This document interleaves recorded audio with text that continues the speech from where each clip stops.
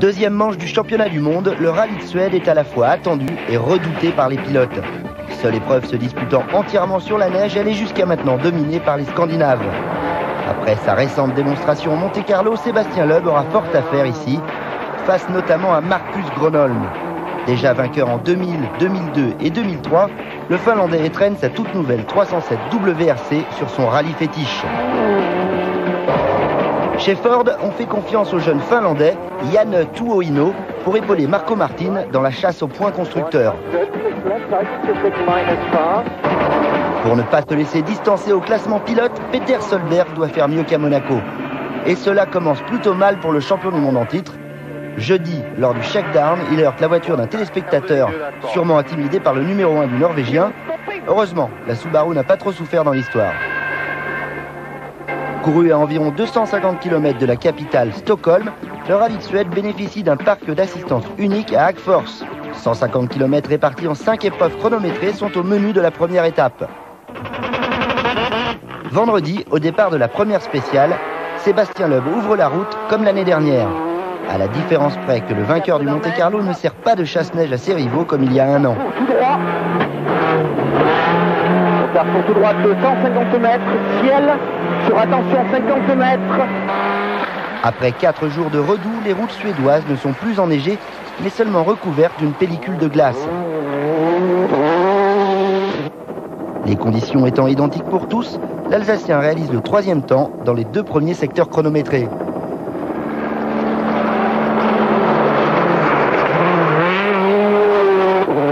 Les conditions sont pas mal, c'est de la glace et de la terre gelée par endroits là où ça avait vraiment fondu, mais ça a regelé, donc les conditions sont pas pénalisantes et on a réussi à faire des temps corrects, donc c'est pas mal. Comme à Monaco il y a 2 semaines, Marcus Gronholm offre la première spéciale à sa 307. Silta täys, 150, sä kattasit mikit. No kun mä koko ajan hain kesken. Hyppy täys, 120. Lateri helppo. Ja pitkä nyppy täys, 7. Ja oikein jouheen. Une 307 qui semble autant aimer la Suède que la 206, victorieuse lors des 4 dernières éditions. Oh, c'est plutôt sympa, mais c'est très glissant. Gronholm mène, mais les Citroën semblent aussi apprécier ce revêtement inhabituel. Carlos Sainz remporte le 2e chrono. S'il y a bien un pilote latin qui mériterait de s'imposer chez les Scandinaves, c'est lui. L'Espagnol a déjà terminé ce rallye 4 fois à la 2e place. Peter Solberg démarre comme il a terminé le Monte-Carlo, par une faute. 5e dans la première spéciale, le Norvégien part en tête à queue dans la 2e.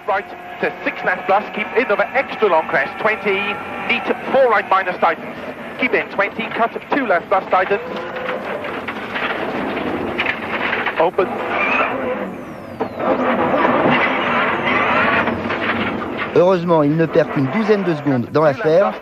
Le copilote de Solberg, Phil Mills, nous donne la raison de cette erreur.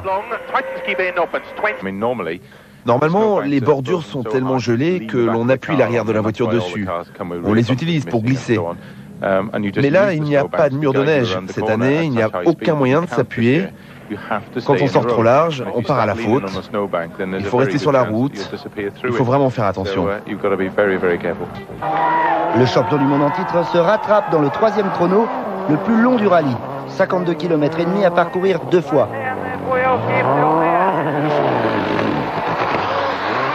Lors du premier passage dans Grande Berget, Solberg réalise le 2e temps derrière Marco Martin. Martin qui frappe un grand coup. L'Estonien impose sa focus à 127 km/h de moyenne. 44 plus left. 40 plus braking, 32 minus right now. 46 right. 100, 6 minus right fast. 80, 6 minus left, 40, 5 minus left. 23 minus left slow. Le pilote Ford prend la tête au général à Marcus Gronholm. Le Finlandais est dans le coup lors des 4 premiers partiels, mais perd subitement du temps. À mi-parcours, une fuite hydraulique le prive de direction assistée. Il termine 11e après d'1 minute de Martin et chute à la 7e place au général. Helpoili nypyn 150 ja nypy vasen pitkä eri tarkkana. Toista nypy vasen pitkä eri tarkkana 130. Oikein piru pitkä eri miinuskirraa. Marcus, vous venez de perdre la tête de la course. Qu'est-ce qui s'est passé? Je n'ai plus de direction assistée, j'ai fait 20 km sans. Résultat, je suis épuisé.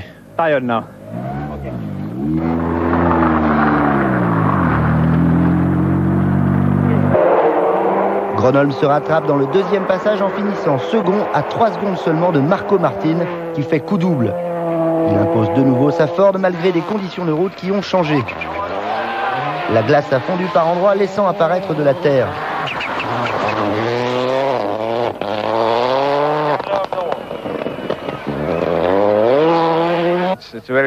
Ah, c'est une super journée, encore mieux que je n'imaginais.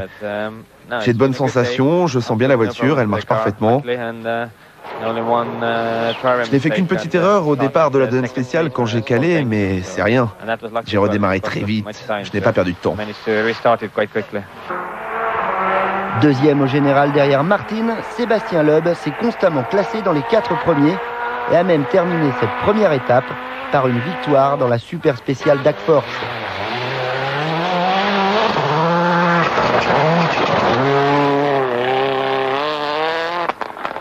C'est pas mal, c'est vrai qu'on a perdu du temps dans la longue par rapport à Martin, il était intouchable dans cette spéciale, je sais pas pourquoi, c'est peut-être le profil du terrain qui lui va mieux ou qui va mieux à sa voiture.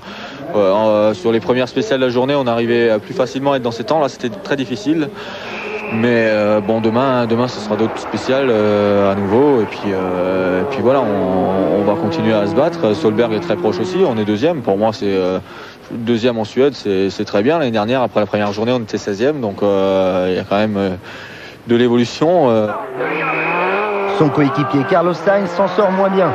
L'Espagnol fait un pari lors du deuxième passage dans Grande Berguette en choisissant des clous plus acérés. Choix idéal pour la glace, mais dangereux quand il y a présence de terre. Les clous cassent les uns après les autres.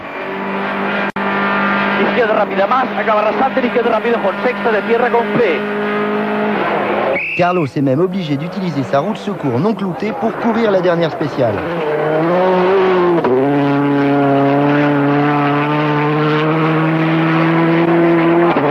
J'ai cassé la tête beaucoup de têtes de clous et ça s'est pas bien passé. Sainz perd la 3e place au profit de Peter Solberg.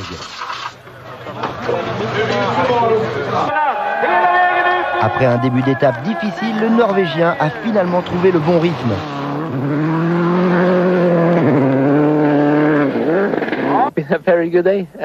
C'était une journée parfaite, je n'ai eu aucun problème.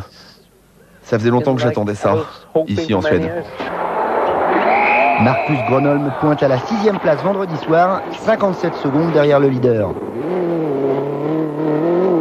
Vainqueur en 2000, 2002 et 2003, le Finlandais, sans son problème de direction assistée, serait dans le top 3. Rien n'est joué car la neige est annoncée pour la 2e étape et chez Peugeot, on y croit encore.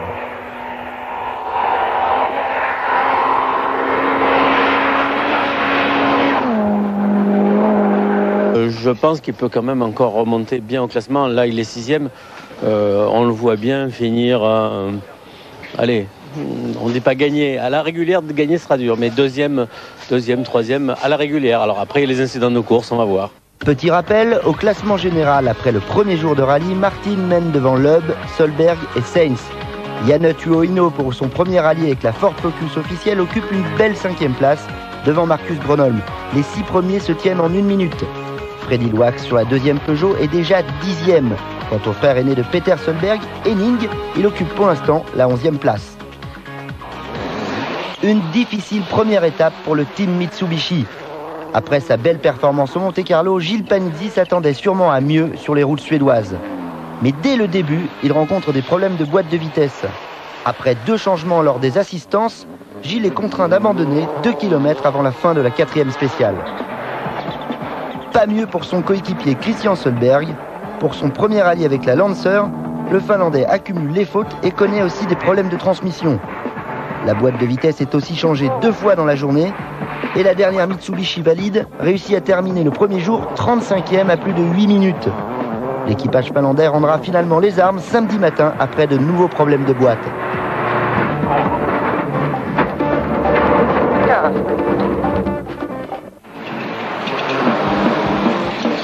Les spéciales glacées et enneigées du rallye de Suède sont parcourues à près de 120 km/h de moyenne. Jamais la victoire n'a échappé à un pilote scandinave. Nous avons rencontré François-Xavier Demaison, l'ingénieur de Marcus Gronholm, Monsieur Glisse, et il a peut-être une explication à cette domination sans partage. Les pilotes nordiques ont un certain avantage parce qu'eux, ils ont, quand nous, on s'amuse à faire, je vais reprendre une expression, à jouer au foot, eux, ils roulent en voiture à 10 ans sur la neige et c'est toujours son avantage, c'est clair. C'est un peu, pas d'iriner, mais ils apprennent tôt. Certains pilotes latins comme Carlos Sainz ne sont pas passés loin, mais on attend toujours celui qui fera chuter les Nordiques. Sébastien Loeb participe à son 4e rallye de Suède. Le Français apprend vite et nous livre ses secrets. Il faut tout anticiper, on roule en freinant du pied gauche, on joue avec la voiture entre l'accélérateur et le frein pour toujours garder une dérive, essayer d'enrouler les virages. Il faut anticiper, souvent il faut jeter la voiture bien avant le virage pour être en trajectoire. Glisser d'accord, mais pas trop. Il faut aussi trouver une bonne adhérence. Pour atteindre des vitesses maximales de plus de 200 km/h, le cloutage des pneus est primordial. Le clou, il faut l'imaginer, on porte en fait sur 1 cm² par pneumatique, c'est-à-dire une toute petite surface, et donc la pression au sol est importante et va permettre d'avoir une adhérence considérable, pratiquement comme si vous roulez sur sol sec. Donc les pilotes se mettent en glisse, bien sûr, mais avec un pouvoir de contrôle très facile. Après ce petit cours de glisse, on fait une pause et on se retrouve pour la 2e étape du rallye Suède avec enfin la neige. Pour le plus grand plaisir des spectateurs, la neige s'est invitée. Pour les pilotes, ce sont de nombreuses difficultés en perspective. Marco Martin est donc en tête. Il devance Sébastien Loeb. Peter Solberg est lui 3e. Marcus Gronholm 6e.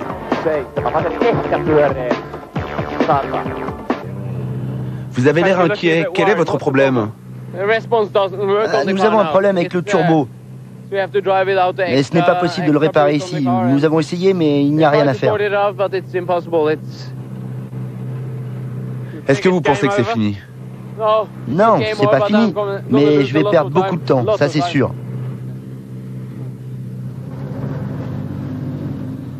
Quand vous vous êtes couché hier soir, pensiez-vous gagner avec des bonnes conditions? Non, pas vraiment. Mais je pense que nous pouvons finir sur le podium. Peu importe, cette situation convient aux Finlandais qui choisit d'attaquer.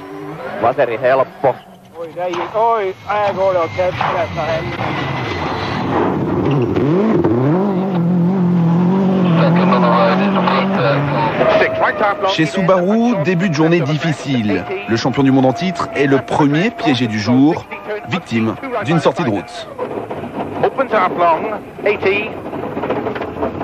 Keep going right, through the tape.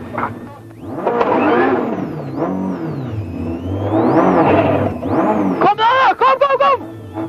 Ce n'est que grâce aux spectateurs venus l'aider qu'il peut repartir.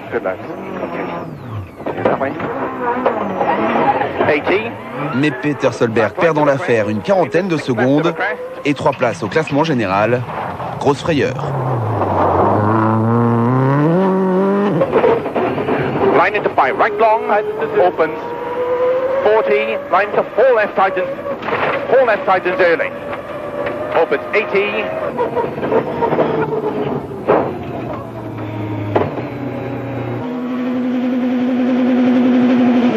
Sébastien Loeb, lui, trouve immédiatement ses marques sur la neige. Extrêmement motivé, il réalise une très bonne spéciale à seulement 7 dixièmes du vainqueur, Marcus Gronholm. Marco Martin conserve la tête du rallye, il signe exactement le même temps que l'Alsacien.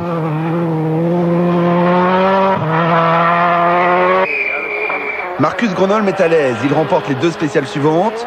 Ce n'est pas le cas en revanche de Carlos Sainz.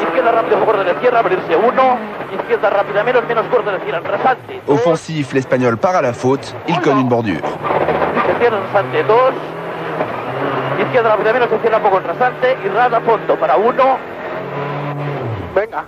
Quelques centaines de mètres plus loin, son copilote se voit contraint de nettoyer tant bien que mal l'avant de la voiture. Au final, 50 secondes de perdu et 4 places au général.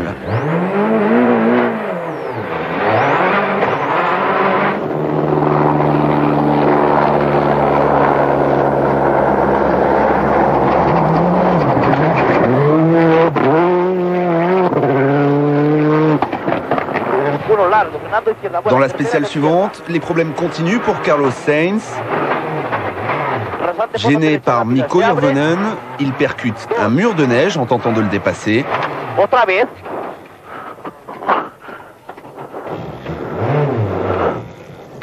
Quelques secondes supplémentaires abandonnées et une Citroën bonne à réparer.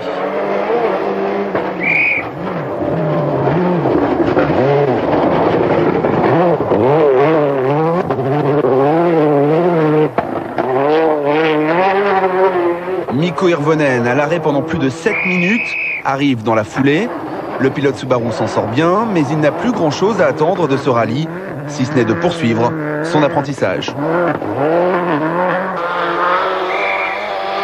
4e spéciale du jour, Marcus Gronholm est enfin devancé. Sébastien Loeb passe à l'attaque, il s'impose. Le Français reprend 4 secondes au leader de la course, qui est toujours Marco Martin. Cette deuxième journée est marquée par une avalanche de sorties de route, une succession de tête à queue. Parmi les victimes, le Belge Freddy Loax,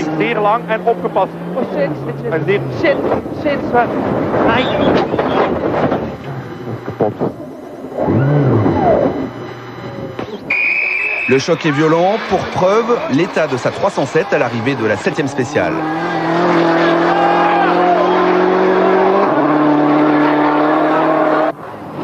Dans la 9e, c'est Mikko Hirvonen qui envoie sa Subaru dans le mur.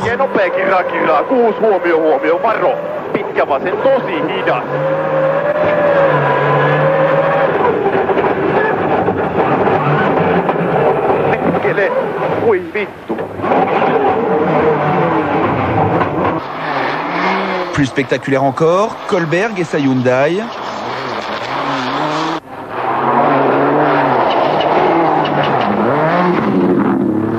Pas moyen d'en sortir autrement que par la fenêtre.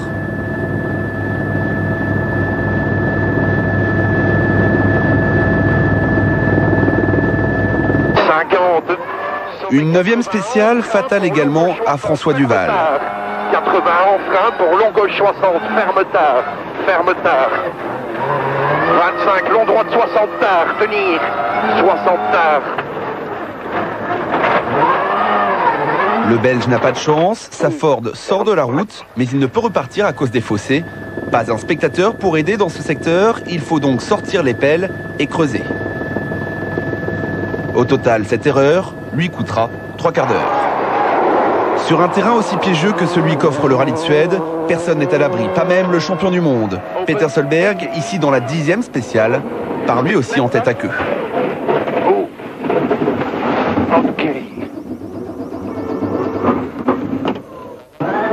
Il parvient à repartir, belle frayeur sans conséquence.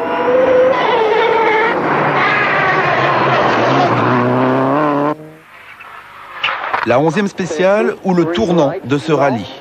Alors qu'il était en tête, Marco Martin n'a semble-t-il pas supporté la pression imposée par Sébastien Loeb. L'Estonien tape violemment une bordure.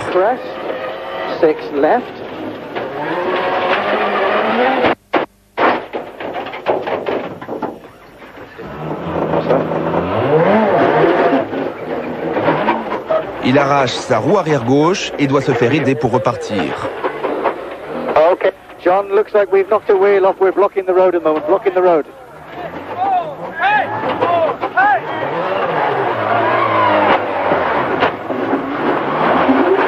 Did you get that, John? Marco Martin termine le chrono sur 3 roues avec 6 minutes de retard et se retrouve 9e au général.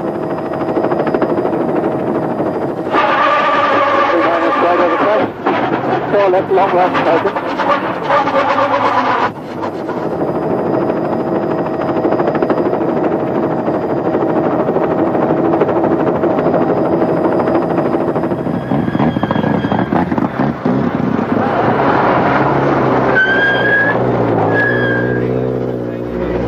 Bon Marco, est-ce que vous pouvez nous expliquer ce qu'il s'est passé? Je suis simplement sorti trop large et j'ai tapé un mur de neige. Malheureusement, à l'intérieur de ce mur de neige, il y avait une grosse pierre que j'ai touchée. Ça m'a pratiquement arraché la roue arrière gauche. Ah, c'est vraiment dommage. Heureusement, vous n'êtes pas loin de l'assistance. Vos mécaniciens vont peut-être faire un miracle. Oui, je pense, mais la victoire n'est plus possible. Je suis vraiment très déçu. Les malheurs de l'un font le bonheur d'un autre. Sébastien Loeb s'empare du commandement de la course. Dominateur, il signe même le meilleur chrono de cette spéciale.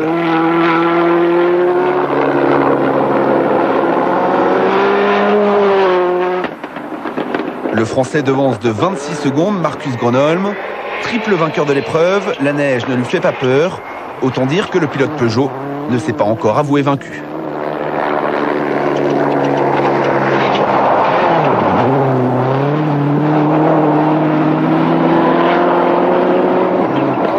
À la troisième place, le surprenant Jan Tuohino, mais le Finlandais va devoir batailler pour rester sur le podium, puisqu'il est talonné par la Subaru de Peter Solberg.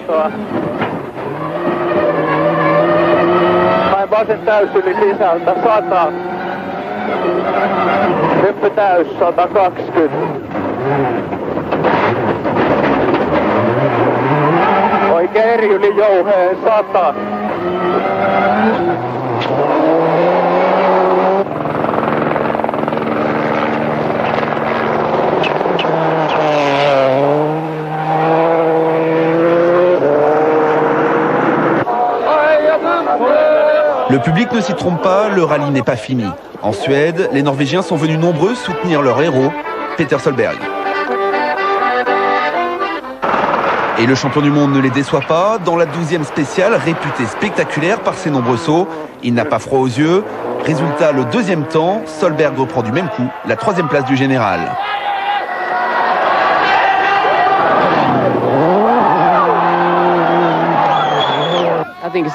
Je pense que ce fut la pire journée de toute ma carrière. Je n'ai pas eu une seule spéciale sans problème, sauf peut-être dans la dernière. Vous visez le podium demain ou au moins de rentrer dans les points? Ah oui, je dois tout faire pour. J'aurais déjà dû me battre pour la victoire aujourd'hui, mais je pense être vraiment malchanceux sur ce rallye.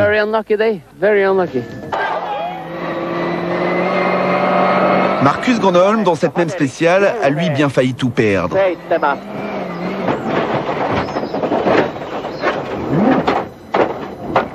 Tête à queue, à plus de 100 km/h, un incident qui lui coûte son pare-choc, mais qui ne lui fait perdre que quelques secondes.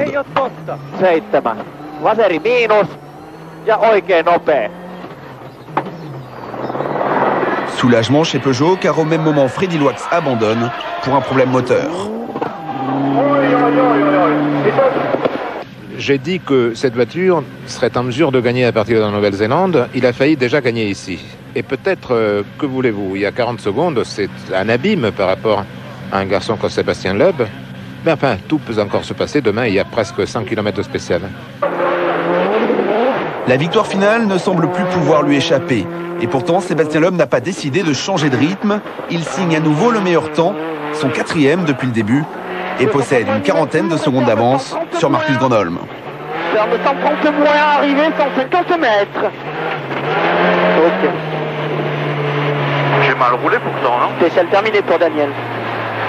Il m'a fallu un peu trouver le rythme et puis ensuite ça a bien été. On a fait plusieurs temps scratch.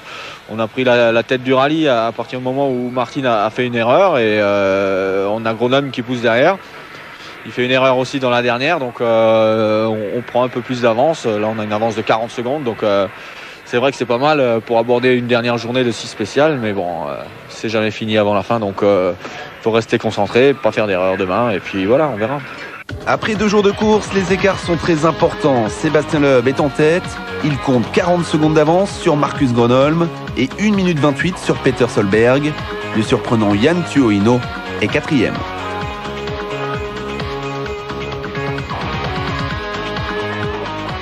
Il a pris le rythme le deuxième jour. Finalement, il a rendu coup pour coup à ses adversaires et ce sont eux qui sont allés à la faute. Donc je crois qu'il a pour l'instant bien géré sa course. J'espère qu'il la gérera aussi bien demain.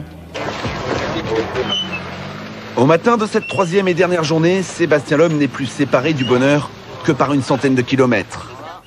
Avec 40 secondes d'avance sur Marcus Gronholm, seule une grosse erreur pourrait le priver de victoire. Et l'erreur, dès la première spéciale du jour, c'est Gronholm qui la commet. Le Finlandais part en tête à queue, il concède une trentaine de secondes supplémentaires au leader et endommage à nouveau l'avant de sa 307. Marcus, comment vous avez fait pour abîmer l'avant de votre voiture? Ah, j'ai encore fait un tête à queue.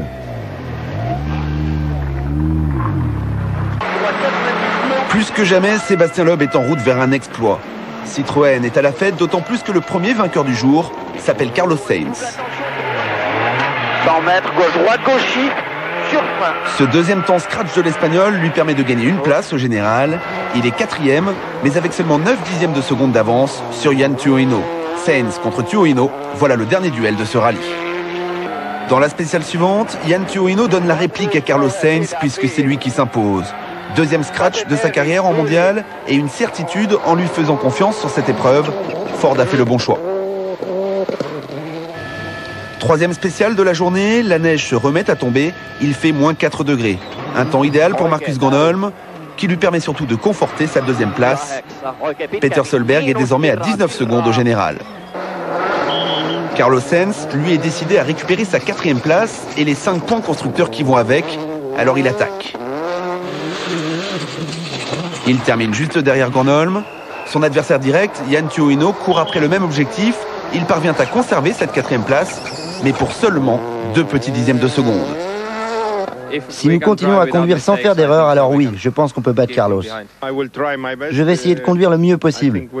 On va se battre, mais l'essentiel, c'est surtout de ne pas faire d'erreur, de tout faire pour ne pas avoir à s'arrêter. La 17e spéciale est le point d'orgue de cette lutte acharnée. Carlos Sainz pense avoir réalisé le meilleur temps et attend tranquillement l'arrivée de Yan Tuohino. Nous sommes à bord de la Ford Focus du Finlandais et regardez le chrono. Exactement le même temps, une victoire partagée et un statu quo général. La bataille est intense, également pour la 7e place entre Daniel Carlsson et Marco Martin. Marcus Gronholm conforte sa 2e place dans l'avant-dernière spéciale qu'il remporte malgré un problème de frein. Peter Solberg semble lui bien accroché à sa 3e place. Champion du monde en titre, il a choisi d'assurer dans un décor enchanteur.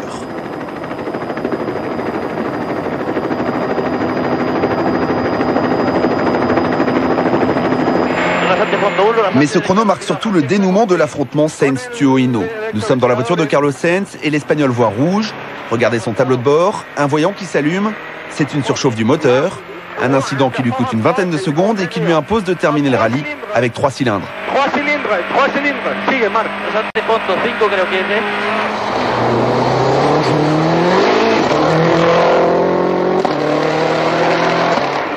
Yan Tuohino s'offre ainsi une belle performance. Il rapporte 5 précieux points pour le classement constructeur à son employeur. Ford l'avait préféré à François Duval pour ce rallye. Bonne pioche, puisque le Belge a complètement raté sa course, multipliant les sorties de route.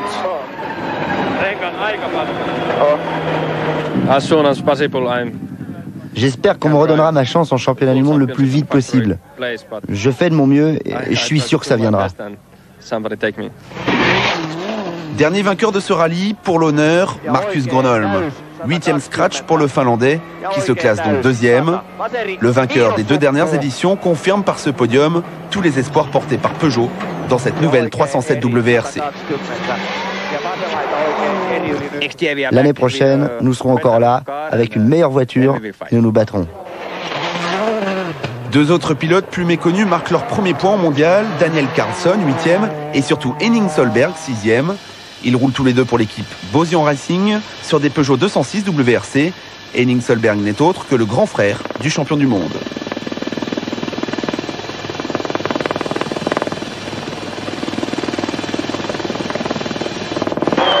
Peter, lui, termine ce rallye sur la 3e marche du podium. Il marque 6 points et permet à Subaru de rester au contact des autres équipes au championnat constructeur.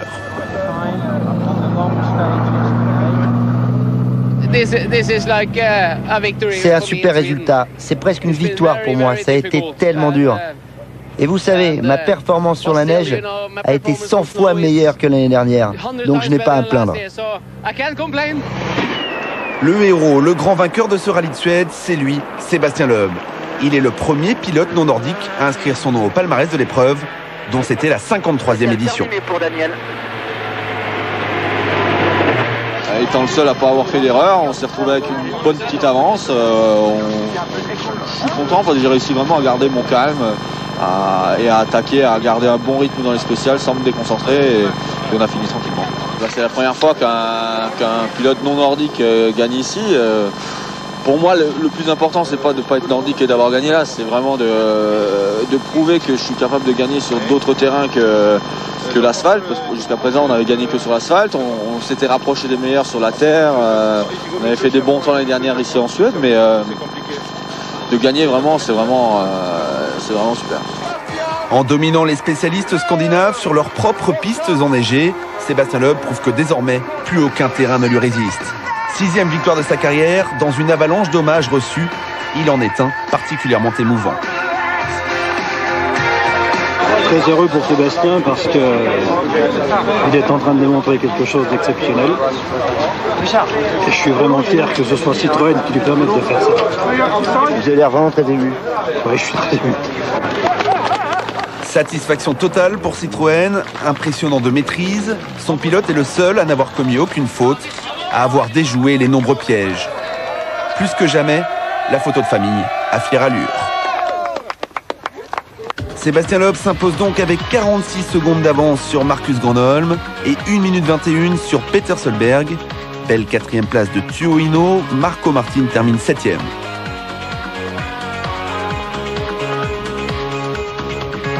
Au championnat du monde pilote, avec 2 victoires en 2 rallyes, Sébastien Loeb possède 7 points d'avance sur Marcus Gronholm. Martin est 3e, Solberg 4e, Gilles Panizzi recule à la 9e place. Coup double pour Citroën qui prend la tête du classement constructeur avec 2 points d'avance sur Ford et 7 sur Peugeot. Bonne nuit à tous, Rallye Mag vous donne rendez-vous le 15 mars prochain au Mexique. Sébastien Loeb y visera une 3e victoire. D'ici là,